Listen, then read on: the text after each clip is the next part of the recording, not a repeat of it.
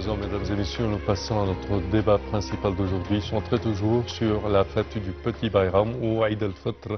Et pour cela, nous avons le plaisir d'accueillir au bout du fil Dr Kamal Gadallah, qui est professeur à l'université d'Al-Azhar. Bonjour. Bonjour. Alors, bonne fête à vous, premièrement. Merci à vous, bonne fête, bon petit Bayram à vous et tous les musulmans, dans tout le monde. Merci. Alors, premièrement, quand on parle de la signification de la fête du Petit Bayram ou la rupture du jeûne, si vous pouvez nous l'expliquer. Oui, premièrement, il est construit par le prophète Salam sur lui comme ce qu'on appelle le jour de prix, Yaoum el-Ja'iza, car Oui. c'est le couronnement en fait de notre observance du jeûne du mois de Ramadan. C'est pourquoi dans le hadith prophétique, le jeûneur, en fait, celui qui observe le jeûne, aura deux joies. La première joie, c'est lorsqu'il termine son jeûne, c'est-à-dire c'est l'Eid, le petit Bayram. Et la deuxième joie, c'est lors de sa rencontre avec son Seigneur, c'est-à-dire dans l'Oula. Oui. Donc c'est la première joie pour le jeûneur. C'est aussi le jour de l'accomplissement de cette obligation de jeûne. Oui.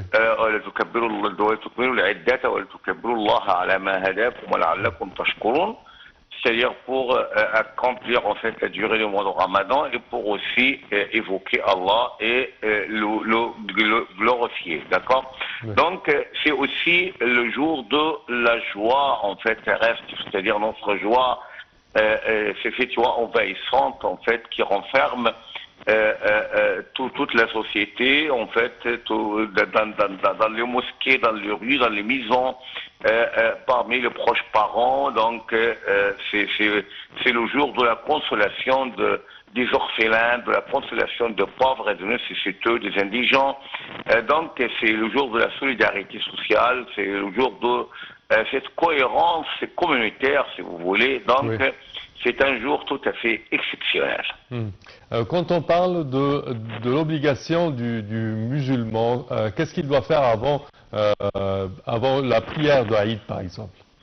Avant la prière de l'Aïd, donc il faut en fait il faut se laver en fait, prendre une douche,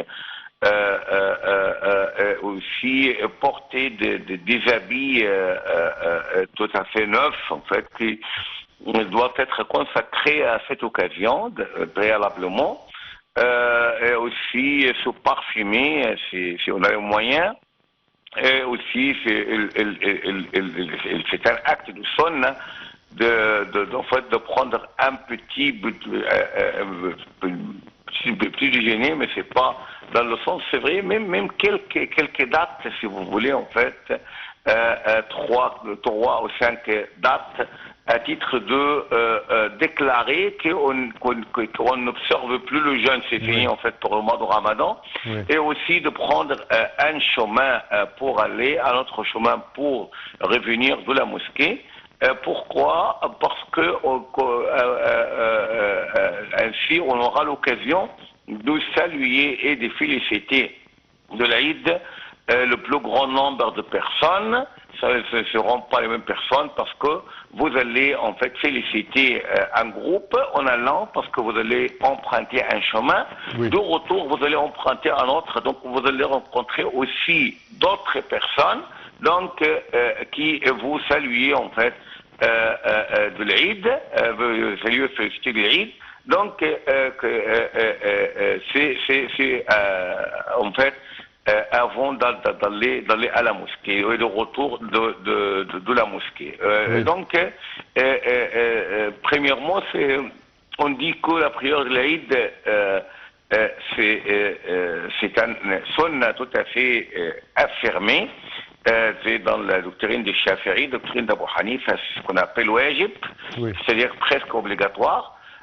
Donc, vous avez en fait la 12 options. Soit par exemple de rester pour écouter le sermon de l'Aïd, soit si vous êtes pressé par exemple pour rendre visite aux proches parents, pour faire les obligations d'autres obligations de l'Aïd, vous pouvez terminer la prière et partir tout de suite de la mosquée pour commencer les cérémonies de l'Aïd pour votre propre famille, vos enfants, si vous avez des petits-enfants par exemple, et aussi vos frères et sœurs, et les proches parents, les voisins aussi. Donc, c'est ce qu'on fait en fait rituellement, bien traditionnellement, le jour de l'Aïd. Oui. Également, quand on parle avant la prière d'Al-Eid, il y a toujours la zakat d'Al-Fitr. Oui, la zakat d'Al-Fitr devrait être en fait payée bien avant l'Aïd, parce que dans la doctrine Shafi'i qui exige en fait l'apparition de la lune de l'Aïd pour payer la zakat, donc c'est tout de suite. Si on dit par exemple que hier en fait on a réalisé que la lune ne pourrait pas être vue, oui. Et par conséquent aujourd'hui c'est le jour 30 30e de fait de mois de Ramadan. Oui. Donc à partir en fait de cette vision légale, donc on est très bien sûr que demain en fait, c'est-à-dire le lundi, ça sera l'Aïd. Donc il ne faut pas attendre jusqu'au dernier moment pour payer la zakat. Donc si on ne l'a pas on l'a pas encore payé, il faut le payer tout de suite avant d'aller à la mosquée ou bien à la salle de prière, à la cour de prière en fait, de l'Aïd. Sinon, si on fait la prière de l'Aïd, donc c'est fini pour Zakat al-Fitr, c'est fini complètement, ça sera un acte charitable comme tout, c'est-à-dire comme dans n'importe quel jour, mais il ne sera pas considéré la Zakat al-Fitr. Donc si vous voulez, si on le fait tout de suite, ou bien juste avant de sortir à la mosquée, donc ça sera comme le dernier soupir, comme on dit, donc c'est le maximum de durée. Donc si on ne l'a pas fait, il faut être très très pressé, mais à le payer. Mais est-ce que vous êtes sûr de trouver par exemple les pauvres et les misérables bien éveillé juste avant avant la sortie pour faire la prière? Est-ce que vous êtes sûr, par exemple, que vous auriez le temps de le faire? Donc il ne faut pas se coincer. C'est mieux pour les derniers en fait payeurs de la zakat, qu'ils soient la veille de l'Aïd. Ce n'est pas le jour même de l'Aïd, la veille, c'est-à-dire oui, on est le 30e jour. Donc nous avons une journée entière, nous avons aussi la nuit, il ne faut pas attendre jusqu'au matin, c'est mieux. Très bien. Alors, docteur Kamel, quand on parle en Égypte, la fête de Eid al-Fitr, elle a des coutumes et je dirais pas des rituels, mais soi-disant des coutumes et des habitudes enracinées en Égypte. Si vous pouvez nous en parler. Ah oui, on a subi en fait en Égypte, on a subi plusieurs influences, étant donné par exemple que toutes les monarchies, en fait, la plupart des monarchies égyptiennes, en fait, elle avait son omniprésence traditionnelle et coutumière, en fait, en Égypte, à partir, par exemple, du califat de bien guidé, Rachidine, puis du califat Omeyyade, qui nous a aussi donné quelques traditions, et aussi le califat abbasside, puis le califat fatimide, qui est le plus saillant. Nous avons par exemple cette ornementation, en fait, bien cet ornement de rue, donc cette joie tout à fait envahissante. En fait, nous avons aussi les visites familiales qui sont tout à fait répandues. Donc, oui, le biram, en fait, soit petit biram, grand préam en Égypte, c'est tellement différent de tout le monde. Aussi, par exemple, si on parle, par exemple, de ces desserts, en fait, que les femmes avaient l'habitude de faire à la maison, par exemple comme les biscuits, comme par exemple le cake, le petit gâteau et tout ça. Oui. Donc tout ça c'est purement égyptien, cela n'existe pas presque dans nos autres pays. Sauf les pays qui avaient aussi subi l'influence fatimide, comme le pays du Maghreb, surtout la Tunisie, le Maroc et l'Algérie. Donc, nous avons aussi plusieurs manifestations de joie et aspects de joie qui se trouvent exclusivement en Égypte. Le fait, par exemple, de partir, que les citadins, surtout les Kérotes, partent à la campagne pour fêter l'Eid, pour être pour sentir cette ambiance familiale. Oui. Cela aussi n'existe pas dans nos autres pays. Donc l'Égypte a toujours ses particularités, particularités, si vous voulez, folkloriques, qui a donné en fait une sorte de spécificité, en fait, de religiosité. La religion, c'est toujours la même, mais la manière avec laquelle on pratique sa religion, d'accord, c'est purement égyptienne. Donc, il a toujours ses créativités, ses traditions bien enracinées dans l'histoire. Nous avons aussi notre manière, en fait, même par exemple, il dit, mais le prophète sallallahu alayhi wa sallam et sa famille, nous avons notre propre manière.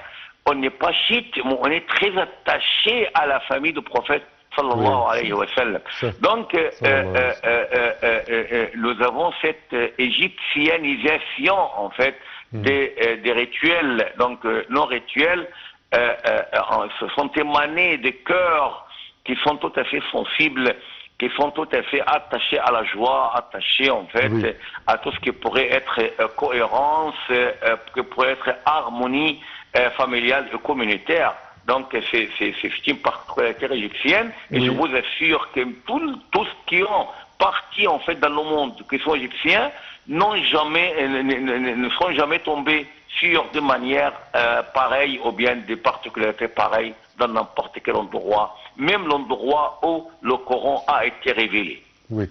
Dr Kamal également a une des habitudes des Égyptiens, al-adiyya, ou le petit cadeau en argent pour les petits. Oui, c'est aussi tout à fait purement égyptien, parce que cela apporte en fait la joie. Si vous vous souvenez, en fait, lorsque nous étions encore petits, c'était pour nous en fait une source de joie on attendait presque tout le mois de Ramadan, on attendait l'arrivée du jour de l'Aïd pour recevoir le petit cadeau de l'Aïd qui nous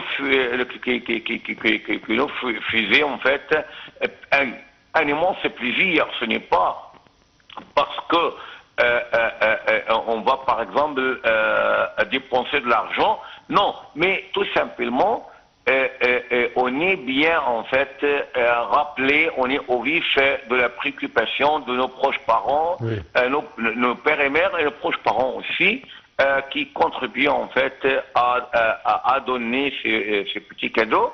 Et jusqu'à présent en fait on attend, les enfants disent ah oui, donc le jour de l'Aïd vous allez me donner je ne sais pas combien, donc c'est aussi une sorte de, non seulement de solidarité, mais d'affection. Donc, si on est affectif vis-à-vis des enfants, donc on le fait apprendre d'être affectif vis-à-vis de ceux qui sont moins âgés. Donc, c'est à la fois une joie et une grande leçon, en fait, à donner aux enfants que donc les plus grands s'occupent de plus petits et ainsi de suite, et pour ancrer aux générations cet esprit de solidarité, cet esprit d'affection, cet esprit de sympathie et de cohérence. Parfait, Dr Kamal Gadallah, je tiens à vous remercier énormément de vos explications. Merci à vous. Je répète que vous êtes professeur à l'université d'Al-Azhar. Chers téléspectateurs, c'est ainsi. Bonjour l'Égypte. Je tiens premièrement à vous féliciter pour la fête du Petit Bayram de la part de toute notre équipe. Joyeuse fête de Petit Bayram, Eid al-Fitr. Et je vous souhaite de passer toujours les moments les plus agréables sur Nile TV. Au revoir.